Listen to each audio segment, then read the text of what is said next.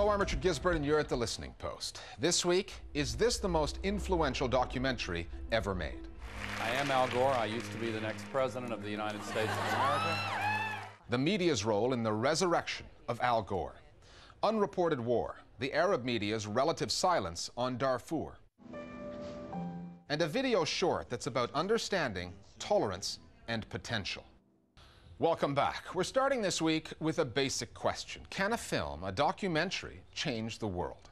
Former U.S. Vice President Al Gore made headlines and history recently when he became the only person to win both a Nobel Peace Prize and an Academy Award, all for his climate change documentary, An Inconvenient Truth. The film has brought in almost $50 million at the worldwide box office, but its real impact has been political, in changing the way people think about the issue and how they see the messenger. Many Americans hope the Nobel Prize pushes Gore all the way to the White House. An Inconvenient Truth, a documentary or plain old propaganda, and the talk of Al Gore's political revival, justified or mere hype? That's all in our News Divide. Voices on the Al Gore phenomenon. James Derderian, academic and media analyst. Roger Grafe, documentary producer. And Marlo Lewis, professional climate change skeptic. What's interesting to calling it the Gore phenomenon, I'd call it more the global media effect. I think this documentary is one of the most important films that I've seen in a very long time, because it has really found a way to engage an audience with a difficult subject they don't want to know about. And if that isn't an achievement, I don't know what is. I would characterize it as a sci-fi disaster film masquerading as a documentary, or some people have called it a shockumentary or a scareumentary.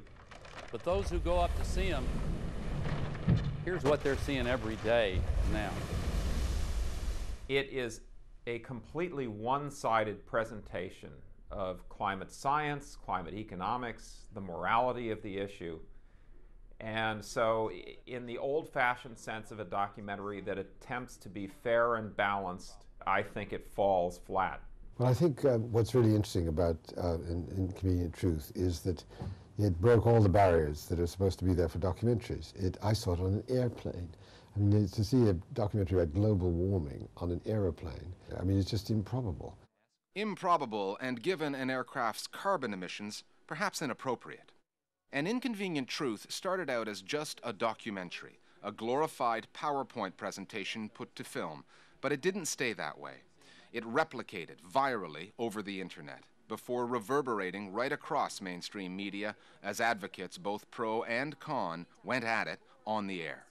It is just sort of proof positive, I think, that the media drives so much of this. You know, the controversy is what, in some ways, gets people out into the cinema, keeps them in the seats till the very end of the documentary, and produces a particularly polarized effect. So, you know, media no longer is simply the transmitter of the story. They're also the trigger for the response. The combination of new technology, new distribution means, like the internet and the willingness of cinemas and airlines to take these films, means that really the ghetto, I think, has the doors open at last for documentaries. There have been documentaries made on the other side of the issue. In fact, I'm working on one myself, and I've also posted a number of critiques, or my organization has posted a number of critiques of An Inconvenient Truth on YouTube. So I think the playing field is actually rather wide open. Because of interconnectivity, because of the seamlessness of internet, television, radio, we really have to, I think, realize we've gone to a next level, the YouTube effect, we might call it, where increasingly you can have the messages sort of force multiplied by all these multiple media. This is something new, and it's why, you know, Gandhi didn't get the Peace Prize, but Al Gore did. When he won the Peace Prize, the news media asked the question, would the award propel a Gore run for the presidency? Vote. Would a Nobel Prize be much of an asset in a campaign if he decides to run? Yes, it would. This is the ultimate prize. The speculation was not limited to America. News media the world over wanted to know what impact a prize awarded in Norway would have in Washington. Although I don't think Al Gore is going to declare his candidacy for the presidency of the United States anytime soon. I think it is clear that The Inconvenient Truth, the movie, and especially this Nobel Peace Prize, will put some octane in the tank of the draft Al Gore movement. And he cannot possibly be ignorant of this.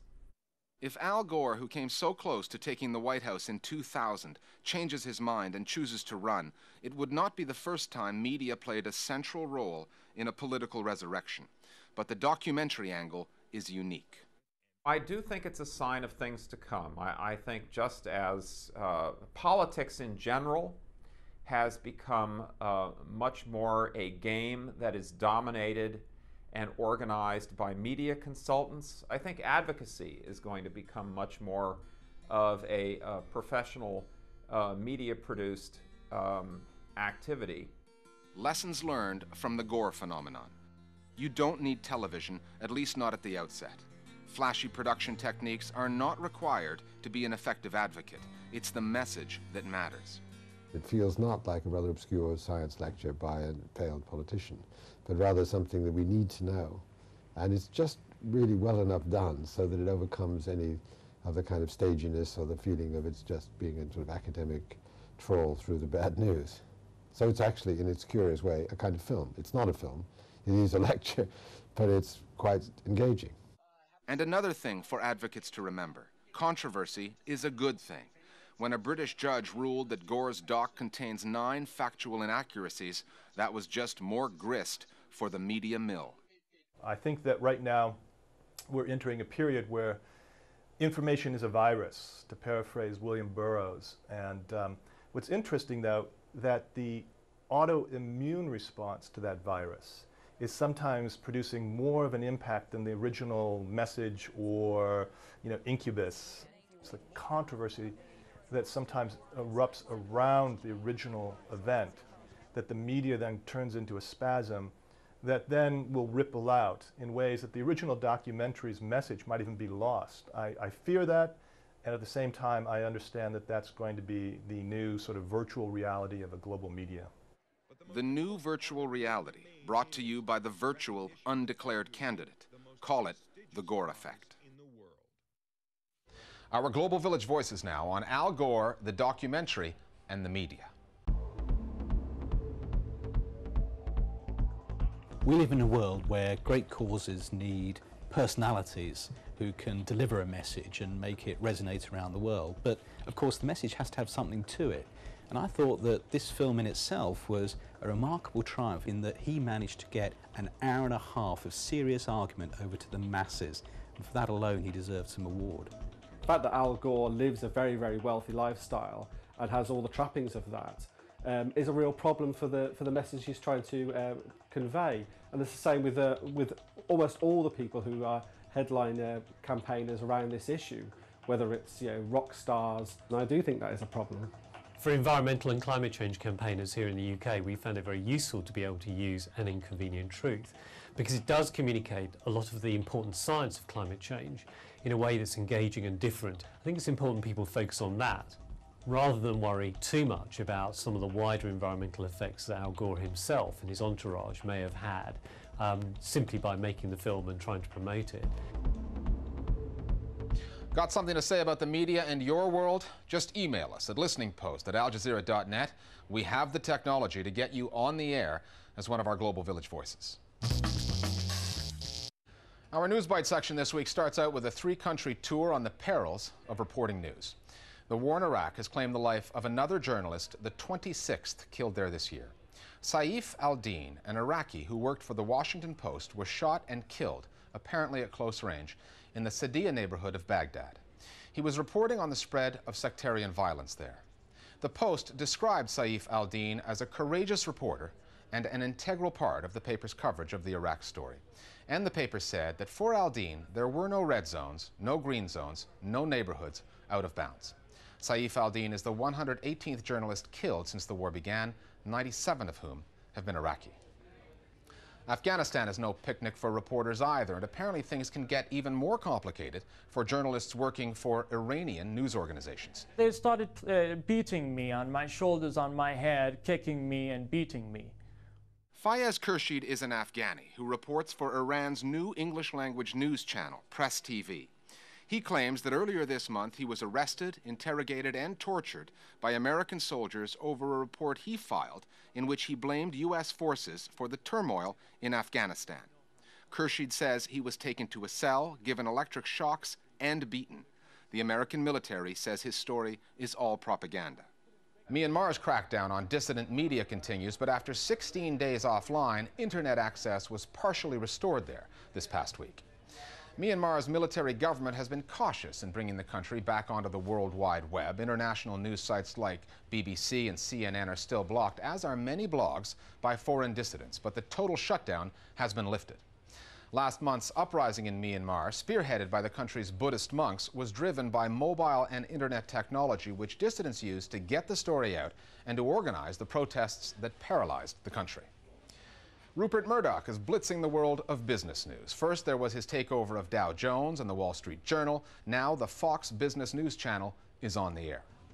The channel launched October 15th, saying it plans to target Main Street viewers and not just the high rollers of Wall Street. What's an appropriate way to touch a coworker? Analysts are predicting the Fox Business News channel might not start showing a profit until 2011. Murdoch's News Corp has deep pockets and can probably afford to wait that long before moving into the black. How did you get into environmental research? I wanted to do something that I really love. And here's a first. Hollywood is blaming a case of October box office blues on a video game. The film industry had high hopes for The Heartbreak Kid, a comedy that teamed up Ben Stiller with the Farrelly brothers, the same squad that made mega millions with their Something About Mary. But the film stiffed in its first few days, and overall box office takings for that weekend were the worst for an October since 1999. Hollywood's blaming Halo 3, the Microsoft video game that has already done $300 million worth of business since its launch in late September. Microsoft claims Halo 3 players have already played 40 million hours of the game. Add that up, and it's more than 4,500 years of game playing and real carpal tunnel issues. We're back after the break with death in Darfur and the Arabic media that don't like to report it.